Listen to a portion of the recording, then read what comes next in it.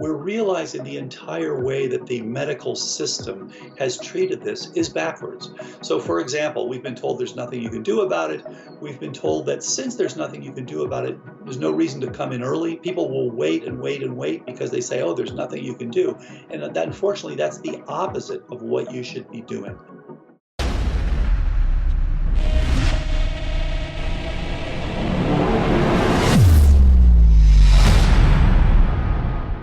Hey guys, today our guest is Dr. Dale Bredeson. Dr. Dale Bredeson is internationally recognized as an expert in the mechanisms of neurodegenerative diseases such as Alzheimer's disease. Bredeson has dedicated his life to studying neurological diseases and to understanding the root cause of Alzheimer's. He studied at Caltech as an undergrad, then at Duke for med school, followed by a postdoc at UCSF, before establishing his own lab at UCLA in 1989. He is also the author of New York Times bestseller titled The End of Alzheimer's, the first program to prevent and reverse cognitive decline. I sincerely believe that Dr. Dale Bredeson is on a mission to change the world. I'm very privileged to invite Dr. Dale Bredeson to the show. Thanks, Dale, for coming to the show. Thanks, BNS, for having me. I appreciate it. Dale, before we go into the questions, can you share where can people connect with you and know about your work? Sure, yeah. So drbredeson.com. Also, you can look at my cognoscopy. So, the idea is we all need to get a colonoscopy as we are turning 50, and everyone who hits 45 should be thinking about a cognoscopy. So mycognoscopy.com, and then also apollohealthco.com. So any of those places you can catch up. And there's a Facebook for Dr. Dale Bredesen as well. Thank you, Dale. Dale, my first question is cognitive decline reversible? Absolutely.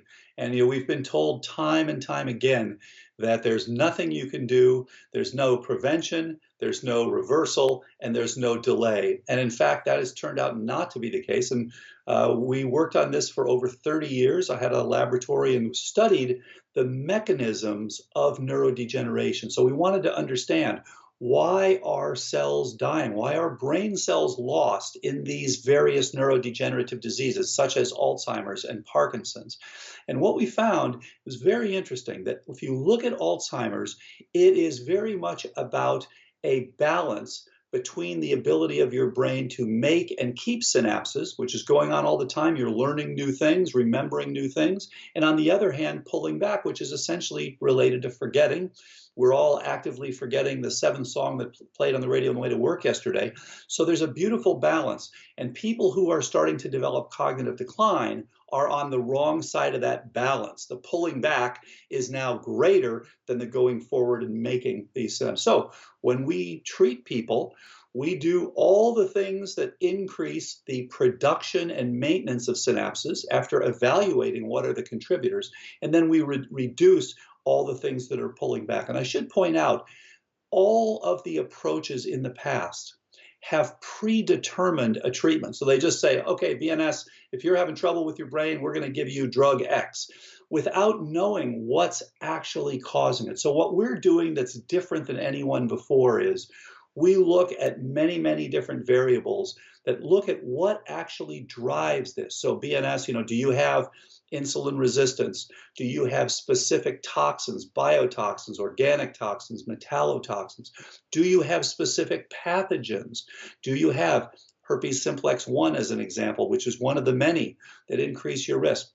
Then we want to tailor the treatment in a personalized, precision medicine way to the things that are actually doing this. And I should say, because of you probably have a lot of young listeners, it's important to point out that we've thought of this disease as the disease of older age, 60s, 70s, 80s, but the reality is it starts even 20 years earlier. So this is really a disease 30s, 40s, 50s that's playing out. We get a diagnosis late, but there are things to be done when you're relatively young that can be extremely helpful in terms of reducing the global burden of dementia. Thank you, Dale, for the clear explanation. My next question is that you have written in the book that cognitive decline is largely a matter of 3 fundamental threats to our brain. Can you talk about that? Absolutely. And by the way, we've now discovered a couple more. So we now know that there are several subtypes. So here's the thing.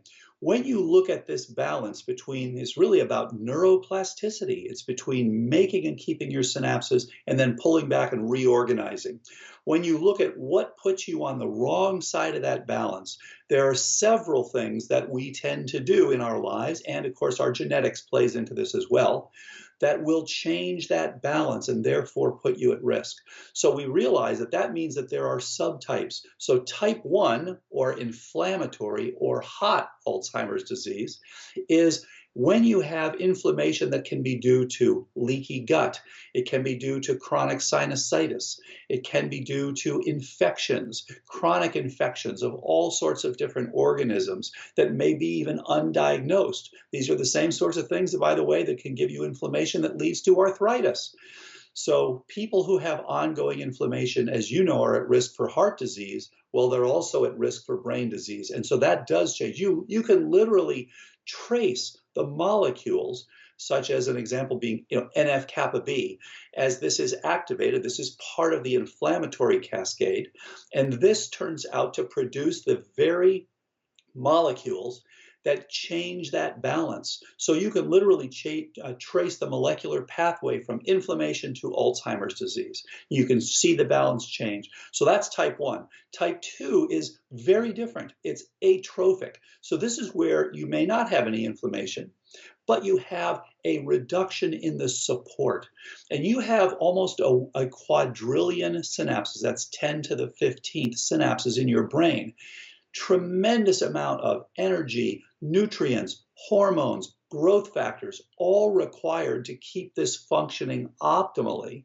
And so when you now reduce those, you don't have the support for them, then in fact, you are now moving toward a smaller system. You're literally downsizing your network. So that is type 2 or atrophic or cold Alzheimer's disease.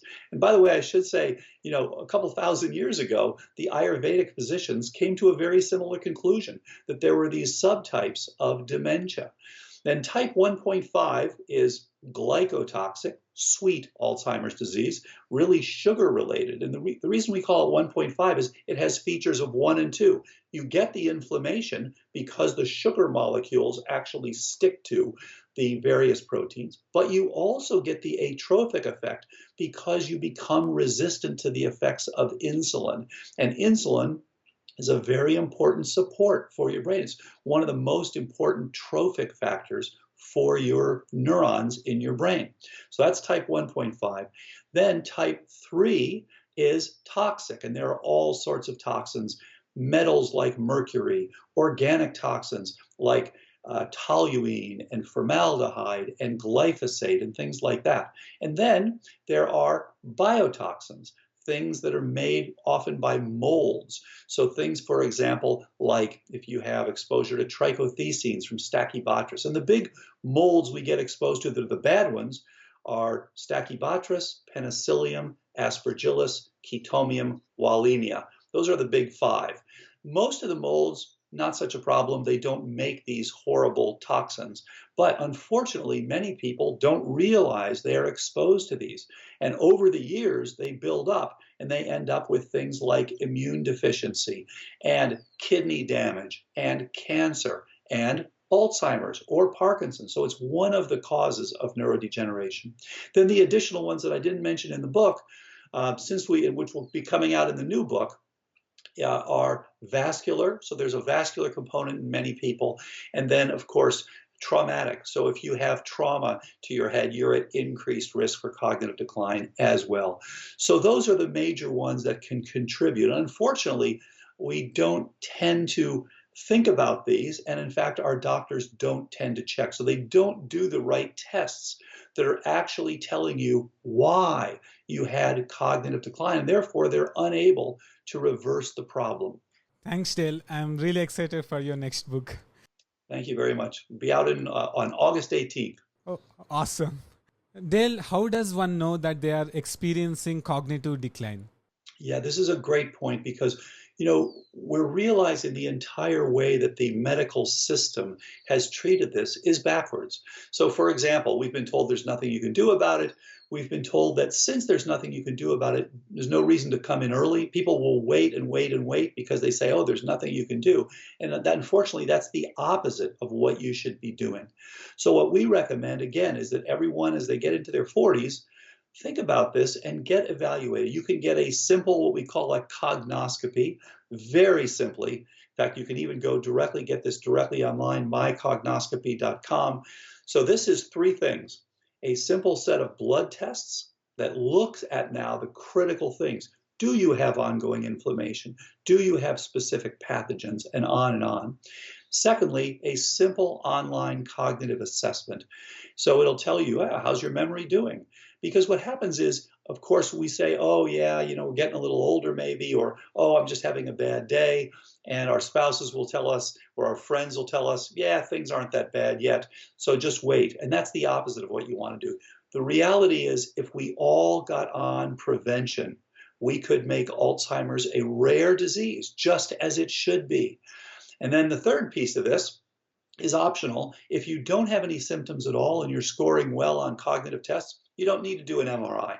But for those who are scoring poorly or really do have some symptoms and are saying, wait a minute, I'm just not remembering things the way I used to, then you want to have an MRI with volumetrics. So you want to make it so that you see what is your hippocampal volume. That's an area that's affected by Alzheimer's very severely and very early. You want to know if it's begun to shrink. Good news is when you get on the right treatment, we actually see it plump back up again. We actually see it gain again, which is really exciting. But please be careful. I always tell people this is unfortunately a killer that sneaks up on you. So we keep saying, oh, it's not that bad, it's not that bad, it's not that bad, until it really is bad. And unfortunately, doctors will say, oh, you're not that bad, come back next year. And they'll keep doing that until they'll say, oh, yeah, now you have Alzheimer's. Nothing we can do about it. And that's the opposite of what we want to do. We want to start early. We want to make sure that people get on appropriate prevention. And actually, we're just coming out in July with what's called PRECODE, which is prevention of cognitive decline, to complement RECODE, which is reversal of cognitive decline, which we published back in 2014 with the first 10 cases, and then another 10 cases 2016, and then we published 100 cases with documented reversal, improvements on MRI, improvements on cognitive assessments. So very striking, which we published in 2018 with 15 different clinics.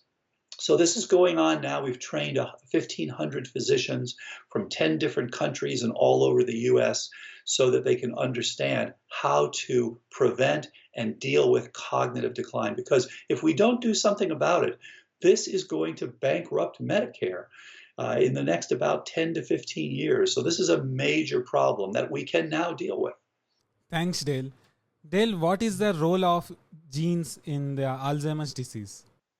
Yeah, this is a really good point, because people sometimes think, well, oh, the genes are just going to tell me I'm going to get this. There's nothing I can do about it. So here's the reality. 95% of cases are sporadic. And so genetics will play a role just like they would in your cholesterol. Yes, it could give you increased risk or decreased risk, but it's not the determining factor. So it's all about what you do. Whether you're exposed to different pathogens, and whether you're in ketosis, for example, whether you have a leaky gut, these are the determining factors. So it's only those less than 5% of people that do have one inherited gene, so-called dominantly inherited or familial Alzheimer's. And that's one of three genes: APP, which is amyloid precursor protein, presenilin 1, presenilin 2. So that's the rare case. The vast majority of us will have some degree of risk. And one of the ways you can look at your risk is just to see whether you are positive for the most common risk factor, which is ApoE. And again, if you have it, that doesn't mean you're going to get the disease, but it means that your risk is higher. So good to jump on this early. There's a wonderful website, by the way, that is called apoe4.info, started by Julie G., who has two copies of this risk gene, which means that she has a high risk, and she actually started down the hill, and she's doing absolutely great, and in fact was a co-author on the upcoming book. So here's the bottom line: if you have 0 copies of ApoE4, and that's the common one, about 3/4 of the population will have either ApoE3/3 or ApoE2/3, because you get 1 copy from your mother, of course, and 1 from your father. So for example, I check myself, I'm a 3/3, which is kind of like the vanilla. That's the most common. Your risk factor during your life, your lifetime risk, it's about 9%. It's not terribly high, but it's not 0. On the other hand, if you have 1 copy of ApoE4, so for example, if you're a 3/4, as a simple example, your risk during your lifetime, about 30%. It's higher. Still doesn't mean you're going to get it, but your risk is a little higher. If you have 2 copies, and I should say 1 copy, about 75 million Americans. And so everybody should know this. And in the past, again, people have said, no, you don't want to know because there's nothing you can do about it. Nothing could be further from the truth. There's a tremendous amount you can do about it. And surely everyone who is ApoE4 positive should be on prevention so that we can reduce the risk of dementia. So about 75 million Americans, single copy, about 30% of those people will go on to get Alzheimer's if they don't get on prevention. If you have 2 copies, your risk is higher. It is well over 50%. In other words, most likely you will develop Alzheimer's disease during your lifetime if you don't get on active prevention.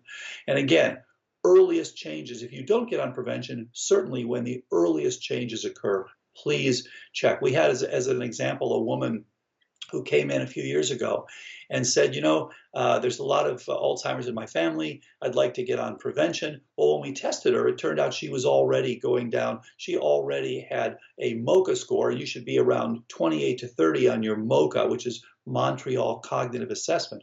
Hers was 23. So she was already well into the process.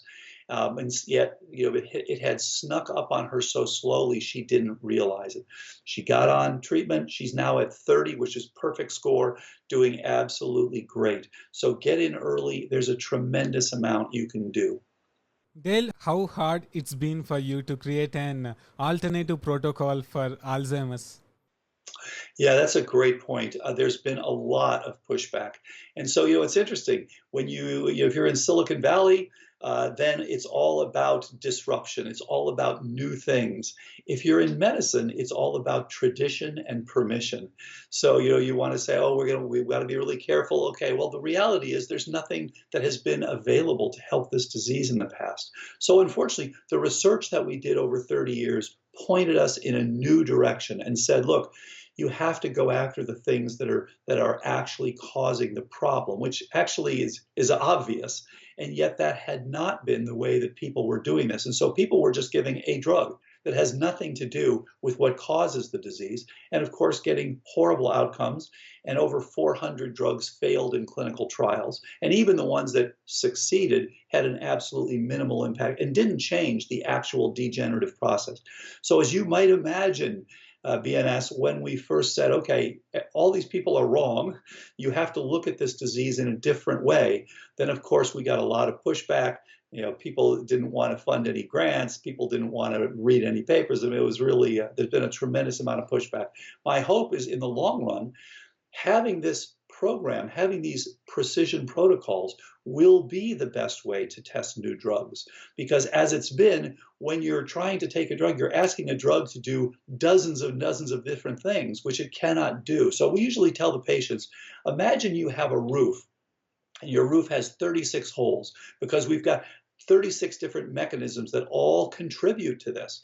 Okay, if you're going to patch that roof, a drug is a good patch for one hole, but it really doesn't do what you need to be done. So you need to patch the other ones. And the hope is in the future, you patch certain holes with the overall protocol, then you can test your drug. Then you can really see if it's making a big difference. So I think that's the future.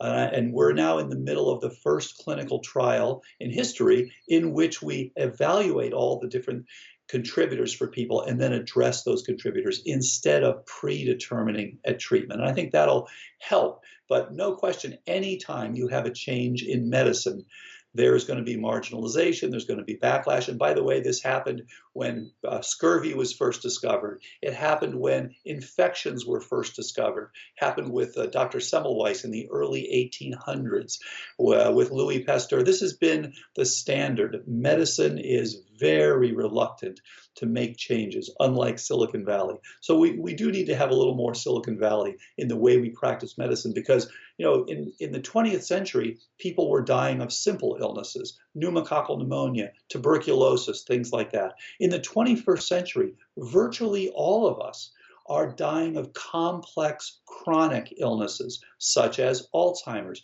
cancer, cardiovascular disease, things like this.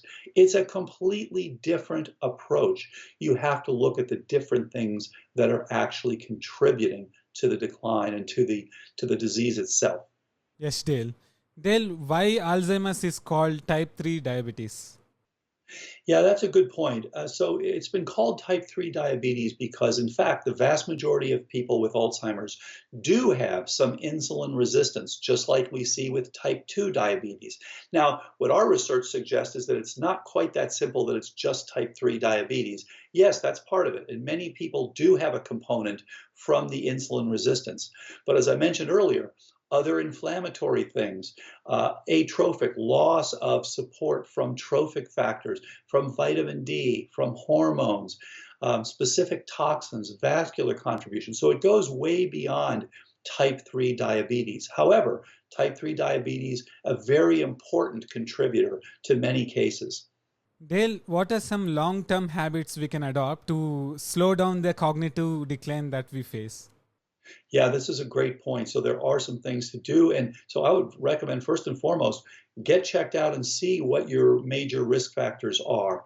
But there are some basic things you can do. So we can start, and people will say, well, this is just about a lifestyle. No, it's about targeting the things that are actually driving the process. But yes, of course, it includes what you are eating. It turns out you can, and I have a chapter in the book there on how to give yourself Alzheimer's. So you want to give yourself Alzheimer's, you can absolutely contribute to it by all the things that we do. And many of us are actively contributing to it, which is why I wrote that. So people could say, oh, wait a minute, some of these things I'm doing already. So if you want to prevent it, you actually want to have a plant-rich, mildly ketogenic diet. It turns out that part of the problem with Alzheimer's is an energy failure. And so one way to improve the energy support for your synapses is to achieve mild ketosis. And some people do this actually by taking ketones, but it actually works a little better if you generate them endogenously, which you can do with some fasting and with some exercise. And in fact, that's one of the interesting effects of ketones, is that they actually increase the level of BDNF, which is a trophic factor, brain-derived neurotrophic factor, which supports synapse production in your brain and has an anti-Alzheimer's effect.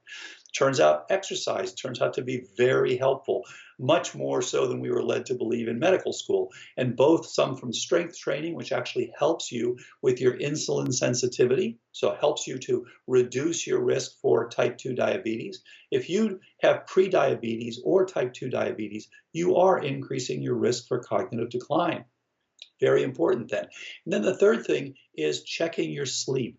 And in fact, it turns out that getting enough sleep is helpful, but not just enough, also the quality of the sleep. And it turns out that many people reduce their oxygenation, just as we're concerned about with COVID-19. And by the way, I should say, one of the intriguing findings is that the very things that are increasing your risk for a poor outcome from COVID-19 are very much like increasing your risk for Alzheimer's. So obesity, type 2 diabetes, hypertension, all of these same things. The difference is in Alzheimer's, it's spread out over decades.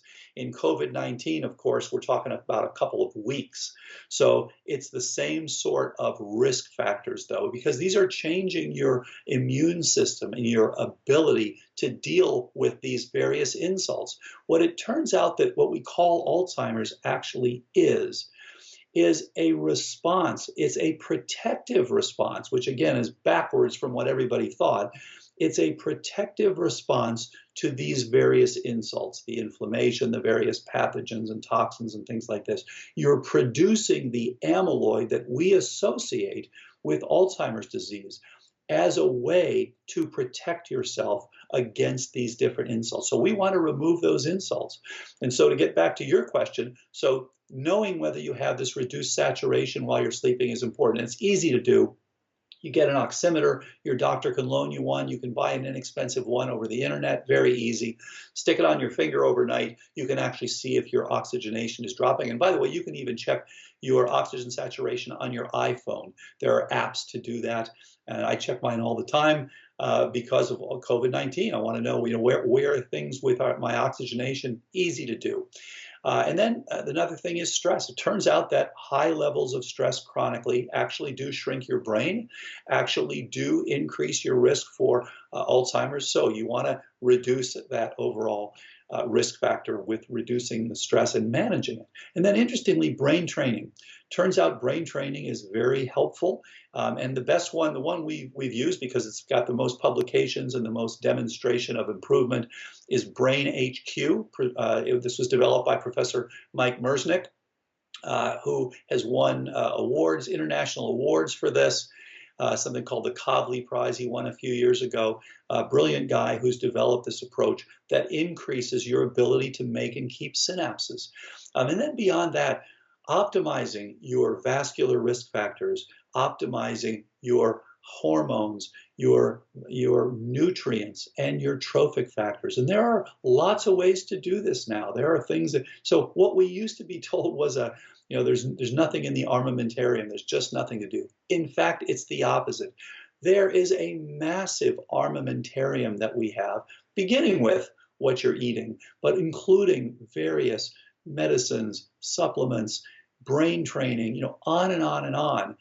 Even things like neurofeedback in stimulation. There's another thing, there's some beautiful work out of MIT showing that stimulation with light actually turns out to be helpful. So you're literally giving your brain a stimulation it turns out to be helpful, again, for plasticity. So we're simply changing, we're using all the things at our disposal to change that balance in neuroplasticity.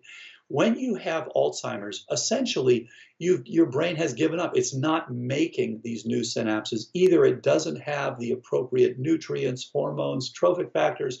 It's fighting ongoing inflammation. It's fighting, unfortunately, sugar and things like this. It's fighting something of our modern lifestyle, unfortunately. It's fighting a ton of stress. It's protecting itself from poor dentition, for example. Another common thing, leaky gut. It's protecting itself so it doesn't have the ability to build. You want to address those things and allow your brain and support your brain to build synapses once again. This is something that we're seeing again and again and again. We have hundreds of examples now of people who have improved. And as I mentioned earlier, we've published over 100 of them, looking at where we have demonstrated improvement, looking before and after. So this is absolutely something that we can all do. Thanks, Dale. Dale, if you don't mind, can you give the exact steps on how to get ourselves Alzheimer's? Yeah. So listen, if someone says, look, I really want to develop Alzheimer's, I really want to go out and do this. Actually, you can develop the biochemistry associated. You won't have Alzheimer's right away. Alzheimer's takes years typically. But if you want to assure that you're going to get this in the future, here are the things you want to do. So number one, you want to go out and you want to develop metabolic syndrome, which we can all do. And that basically means eating lots of simple carbohydrates. That basically pushes your sympathetic nervous system. You're going to develop hypertension. You're going to have high cholesterol and other lipids. You're going to have high inflammation. You're going to have some obesity with some body fat. All of these things are part of what we call metabolic syndrome. Somewhere around 60 to 80 million Americans have this problem. And so they don't realize, most of them, they are increasing their risk for Alzheimer's disease. When you've got that systemic inflammation, again, what is your brain doing? It's protecting itself, saying, okay, I can't support the brain that I have. I'm going to put out this amyloid. I'm going to fight the inflammation, the potential infections that are coming my way. But in so doing, I'm going to have to downsize. I'll just have to live with a smaller brain. And you can actually measure that, by the way. There are MRI studies showing that just obesity, just inflammation, these are enough to help your brain to shrink. When you get in good shape, you're in fact doing the opposite and you're helping to support those synapses. So all the things, so the next thing you want to do is you want to make sure, don't get very much sleep. Get 3 or 4 or 5 hours a night, but make sure, and then when you get up, make sure you're under tremendous stress. And if you have low oxygen saturation, ignore it. Don't worry about that. Just keep burning the candle at both ends. Live the way so many of us are living. When you do eat, make sure to eat processed foods, lots of sugar and salt and lousy fats, saturated fats, things like that. Don't fast. Eat right up until bed so that your insulin is spiking all night. That will make sure you keep your melatonin low. You'll have lousy sleep. If you've got mold exposure at work or in home, just ignore it. Go ahead and breathe it in, get those toxins, and then don't eat sulfur vegetables. Don't eat supportive vegetables, things like broccoli, which help you detox, so that as you get these toxins, you keep them, because they'll damage your brain and you'll give yourself a better chance of developing Alzheimer's. And then don't do any sort of stimulation, no brain games, no stimulation, no brain training. Don't do Sudoku. Don't get on the internet and do those sorts of things. Just kind of lie on the couch and do as little as you can. Watch some TV, things like that. And then don't interact with other people. Just kind of stay home, stay indoors, get depressed, be under stress. These are the things that are going to drive you to have cognitive decline in the future. That's how to give yourself the decline. Lots of sugar, lots of lousy food, lots of stress. That's what's going to give you the biochemistry that is associated with cognitive decline. Thanks, Dale. Dale, can you talk about patient zero who went successfully through the RECODE protocol? Absolutely. And I just met with her not long before COVID-19 broke out. And I just got an email from her just a couple of days ago. She's doing absolutely great. And she is now over 8 years into the protocol. As you know, that to me, that's the most exciting thing. That, as you know, when people get Alzheimer's, it's nothing but decline. You might have one better day occasionally, but it's always irrevocably going in the downward direction. So when you get someone who improves, they typically, with a drug, you might improve a little, then you go right back to declining. With the people that we see improve, because we're attacking what's actually driving the problem, when they improve, they sustain the improvement typically. And so she's now been improved for over 8 years, doing absolutely great. And she's now in her mid-70s. She came to me in her late 60s, and she had worked back on the East Coast, and her mother had died of Alzheimer's. She began to have similar symptoms, and she had problems, for example, with her job. She couldn't remember what was going on. She would read from the top of the page. She prepares reports typically, and they send her around the world. And so she was unable to prepare these reports. She would read to the bottom of the page, have to start at the top of the page again, and she would get lost in familiar places. Another very common symptom. You're driving somewhere and suddenly you look around, you have no idea which way to turn, you're not sure, even though this was a place that was something that you would recognize. It was a familiar place to you. And so she had that problem. She would start calling her pets by the wrong name. She would get mixed up. Wait, who's this? Who's this? And so she went to the doctor actually back on the East Coast, and she was told, yeah, you have early Alzheimer's just like your mother, and there's nothing we can do for you. And he wrote in the chart memory problems. And of course, because of that, she was unable to get long-term care insurance.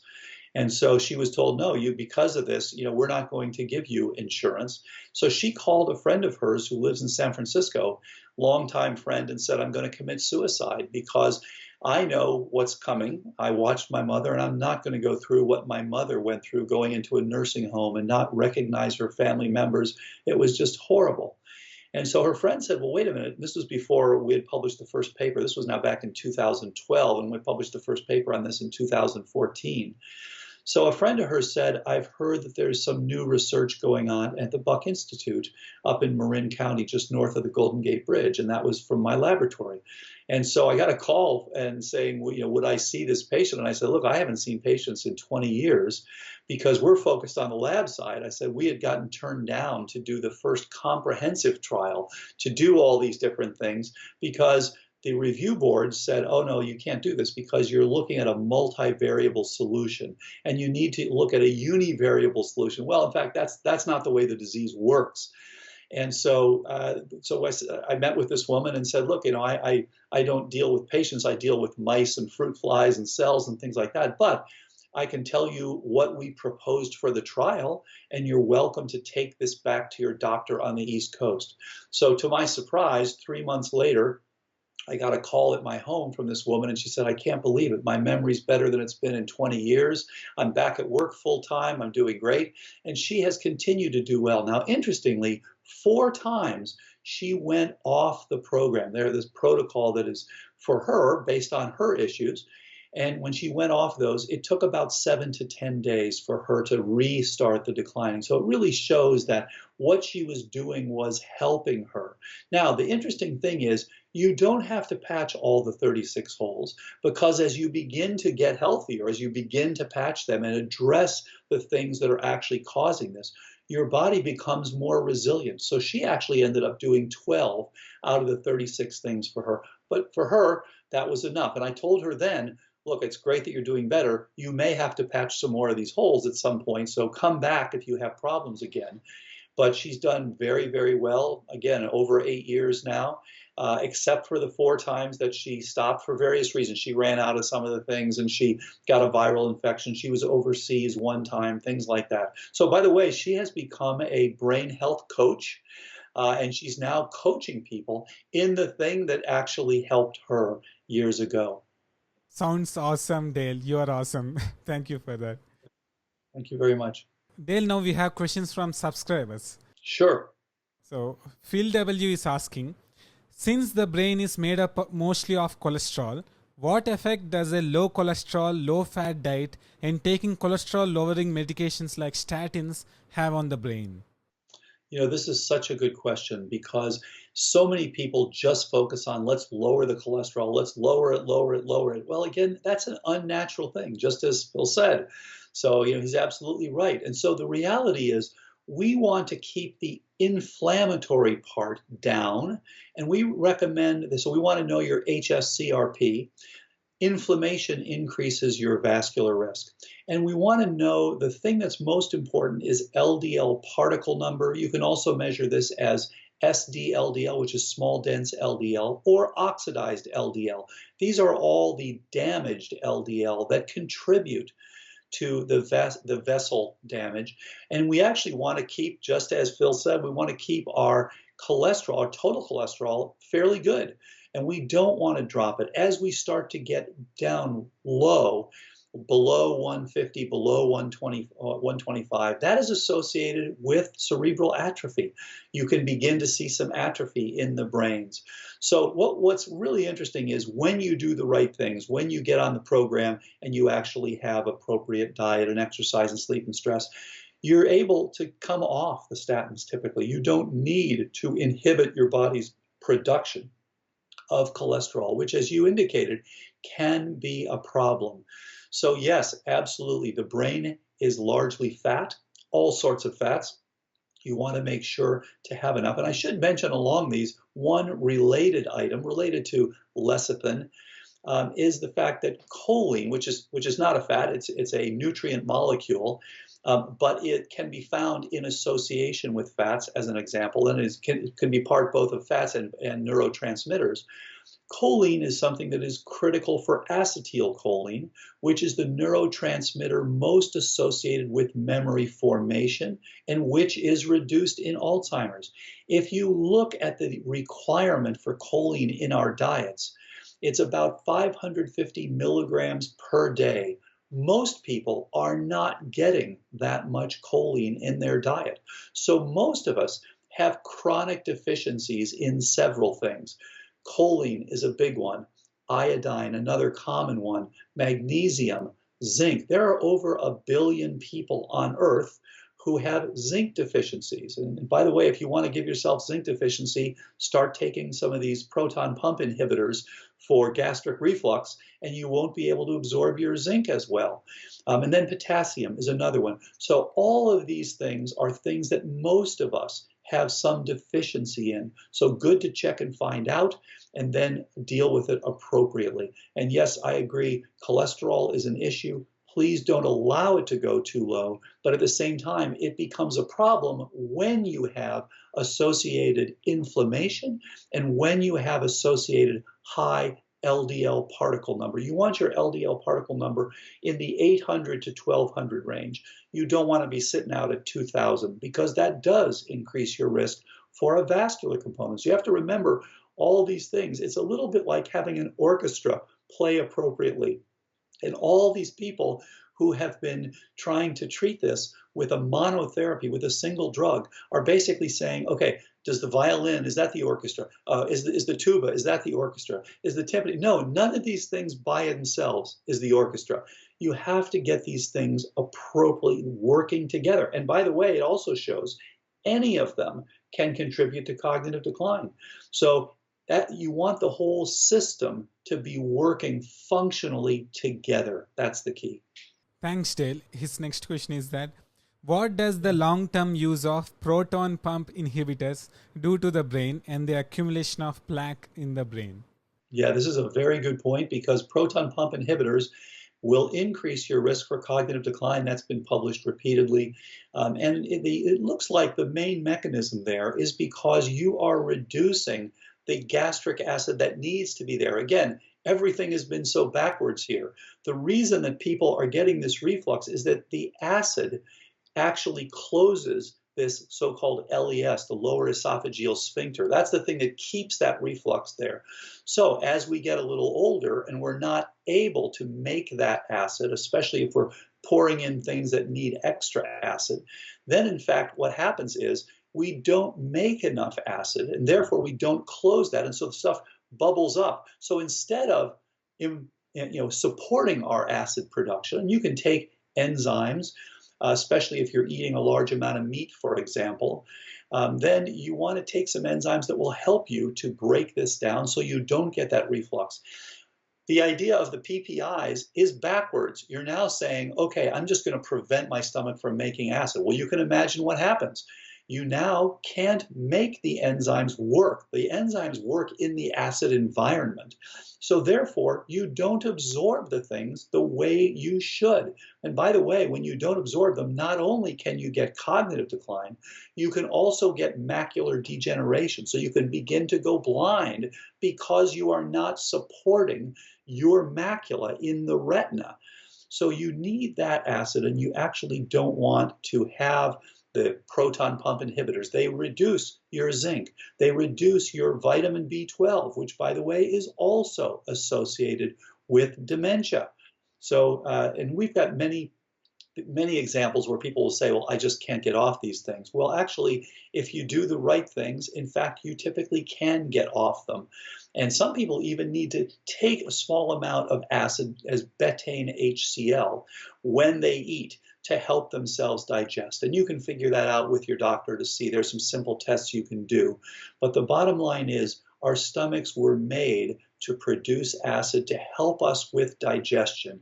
And preventing that is actually hurting yourself. And by the way, part of the chapter on how to give yourself Alzheimer's is to include taking proton pump inhibitors. Thanks, Dale. Next question is, what does insulin resistance do to the brain? And if you reverse insulin resistance with a low carb diet, can it prevent or reverse damage to the brain and improve cognition? So again, it's part of the overall orchestra. And so absolutely, it can help. Again, not necessarily by itself. You want to make sure that the other things are done as well. But I'm sorry, let me just, apologies for that. So again, by itself, this is not something that it will be helpful, but it's not for each person necessarily going to be the whole solution. So in fact, the way this works is that a common contributor to cognitive decline is insulin resistance. Insulin supports our neurons. And in fact, over the many years in the laboratory, when we would grow neurons in a dish, you always had to include insulin because that supports their survival. It is an important trophic factor. Of course, it's also important in your metabolism. And so therefore, when you have a low carb diet or a complex carb, that's fine. Broccoli and things like that, those are good. And you have good fats, things like avocados and things like that. You're going to have a fairly flat curve. You're not going to bump your insulin and your sugar very high. And you now have energy for hours. When people take what they call fat bombs, again, you have energy for hours. Now, if you want to hurt yourself, what you want to do is grab a bunch of simple carbs. So you want to eat something like, a bunch of sugar, which just is going to bump, or a lot of, eat 4 pieces of bread or toast with no butter. Again, the fat actually helps you. Eat this stuff, white bread with no butter, and boom, your insulin, your glucose will shoot up. And by the way, one of the best things that has come out in the last few years is the ability to monitor your glucose continuously, so-called CGM, or continuous glucose monitoring. There are a number of these things. One, for example, is Freestyle Libre from Abbott, and I don't have anything to do with that, but I really like their product. I think it's excellent, and you find out what happens when you're going to sleep at night. Are you dropping, which is not good? Are you spiking it when you eat things like you eat things like oats, for example, bread, things that are simple carbohydrates that can really spike your glucose up. Now, what happens when you spike it up? Your body recognizes this increase. And by the way, glucose is a toxin. It damages your cells. It damages your proteins. So it's a little bit like having nuclear power. Yes, you can use it as energy, but you've got to be very careful because it can be damaging when you use it as energy. When you spike it, your pancreas responds, as you know, by making a lot of insulin. Now, what happens? The insulin not only is reducing your glucose, but it is also now having to be degraded.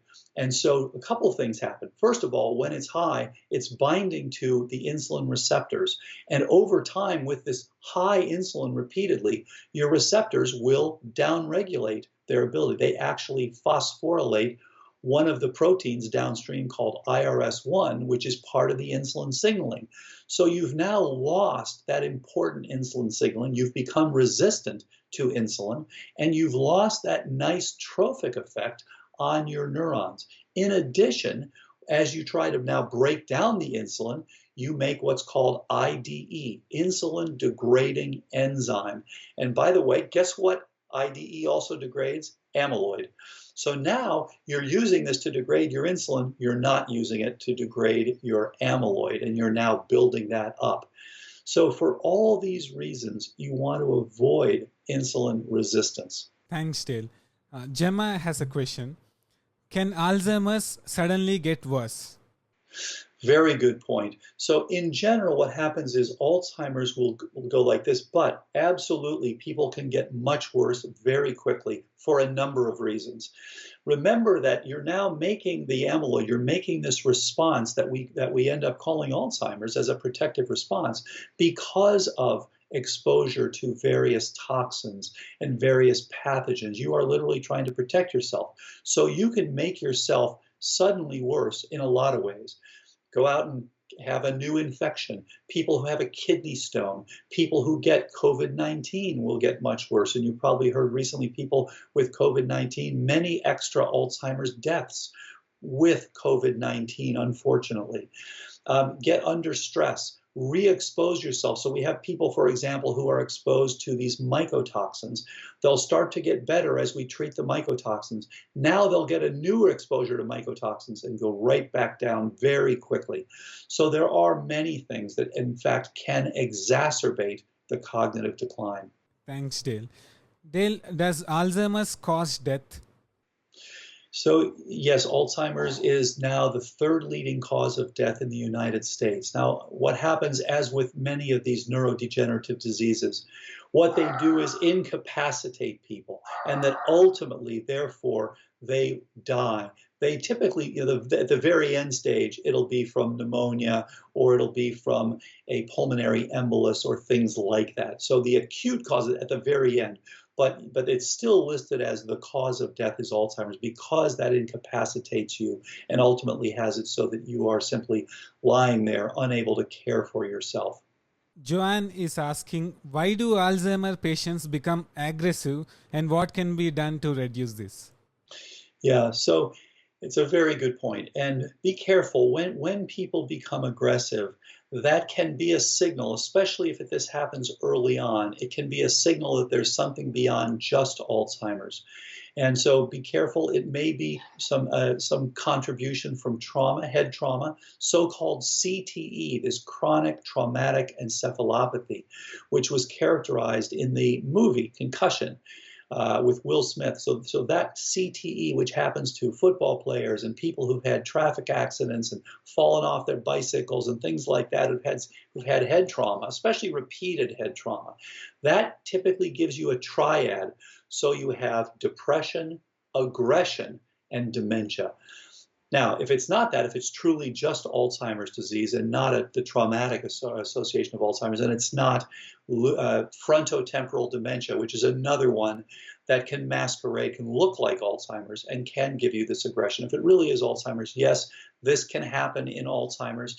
And this really means that areas of the brain that are associated with aggression, such as, for example, the amygdala, you're really, again, it's part of the protection. And I should say, we talked earlier about you're protecting yourself. What the amyloid of Alzheimer's really is about is part of your innate immune system. So again, it's just like the inflammation that is hurting people with COVID-19 when you have the hyperinflammation. This is a chronic inflammation where you're not able to deal with the things you're exposed to. So we want to reduce those exposure and give you greater ability to dealing with them. So if you have damage in certain parts of your brain, that is associated with this aggressive nature that you mentioned. And of course, for all of us, as we become confused, we're often kind of striking out like, what's going on? Is someone doing something to me? And so that can be a real problem. There are some medications that can be used, but be careful because these can also make people be kind of zombie-like and then they just kind of do nothing. Again, we want to determine what's causing the problem and we want to go after the root cause of the problem to get best outcomes. Dale, are there different stages to Alzheimer's and how long does each stage last? Yeah, so this is a really good point, and there are critical stages, and they vary. But here's the general point. So first of all, remember that the underlying pathophysiology starts around 2 decades before the diagnosis of Alzheimer's. You have some period where there are no symptoms whatsoever, and then you actually have a period that is so important. This is when it's critical to get in if you haven't gotten on prevention. That is called SCI, subjective cognitive impairment. And that lasts typically about 1 decade. So you really have a lot of time to jump in there, figure out what's going on, and get improvement. And virtually everybody with SCI can get improvement. By definition, it means there's something wrong. Often your spouse or close associates may know there's something wrong, but you're still testing normally on cognitive tests. Now, that may be because you were testing extremely well before, and now you've come down into the more of the average range. So unfortunately, this has to do to some extent with our imperfect testing, but that's by definition SCI. If you don't do something about that, then people will typically go to what's called MCI, mild cognitive impairment. And that is where now not only do you know there's something wrong, but you are not testing normally anymore.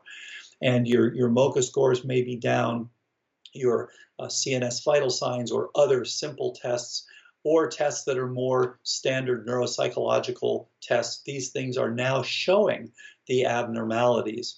And in that MCI, which is the second phase, really the third, there's the asymptomatic, then SCI, then MCI. In that phase, 5 to 10% of those people convert to full-blown dementia each year. So it may last for 1 year, it may last for 5 years. And in fact, people can return back to normal from MCI. And again, that's why get in there, find out what's contributing, and treat that because you don't want to wait. It's harder and harder the longer you wait.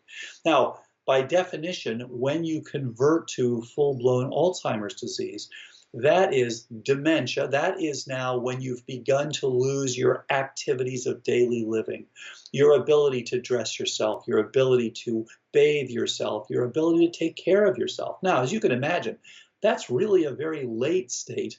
This is kind of like saying if we didn't call cancer until it was widely metastatic. It makes no sense. We don't ever want anyone to get to that point where they're not able to care for themselves. And yet, that's what people call Alzheimer's disease. So you can see they've not done anything. They've failed all through the pre-symptomatic phase, the SCI phase, the MCI phase, and now we're into the phase where you're actually having difficulty with your activities of daily living. Now, people then will also break that up, but again, that's really a late stage. They will break this up into early, mid-stage, and late.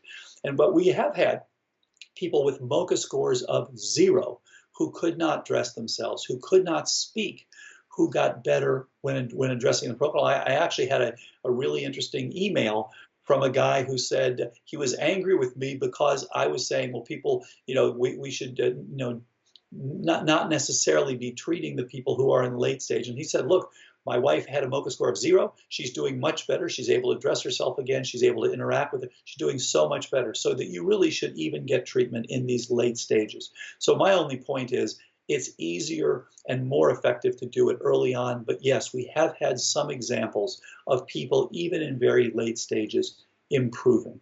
Their last question. Would you like to issue a 7-day challenge to our subscribers?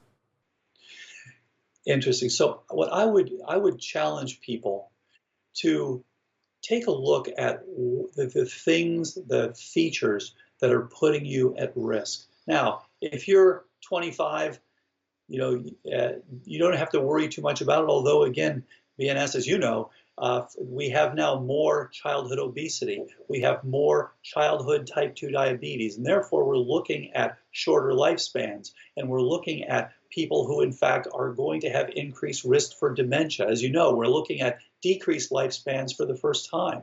So what I would say to people is, please look at the things that you can do. And you can look at these on a website. You can look at these in the book, however you like. Find out if you're over 40, get a cognoscopy. Find out if you've got risk factors, because there are so many things that you can address. And for a 7-day challenge, check your glucose one time. See if you can get yourself into mild ketosis.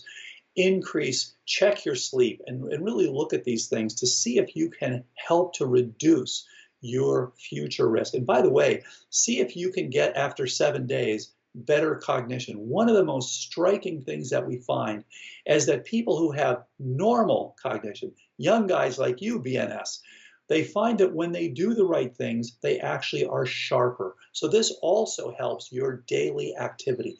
Just tightening up on, make sure that you get some time away from stress. Get out there, do meditation, get out there, listen to music, whatever brings you joy. Have a few days without trying to burn the candle at both ends. Get some relaxation. Try a mildly ketogenic, low carb, high vegetable, high fiber. That's another thing. People laugh at fiber. Wow, fiber turns out to be, it decreases your toxicity, decreases your glycemic load, improves your detoxification. It's amazing. It enhances your microbiome. It's something that is really, really helpful. Do some of these basics. Make sure to get some exercise in the next week. Try to do 5 days out of 7. Get out there, whether you like jogging, whether you like surfing, whether you like biking, whatever it is that you like. Do it for 7 days, and then check and see how you do. You can even check, if you want to, check a simple online cognitive assessment like a CNS vital signs or Lumosity, other of these things, just to see how you're doing.